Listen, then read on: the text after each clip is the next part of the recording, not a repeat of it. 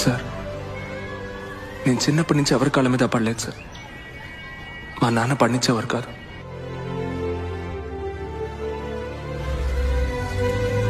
Please మీ కాళ్ళు పట్టుకుని అడుగుతున్నాను.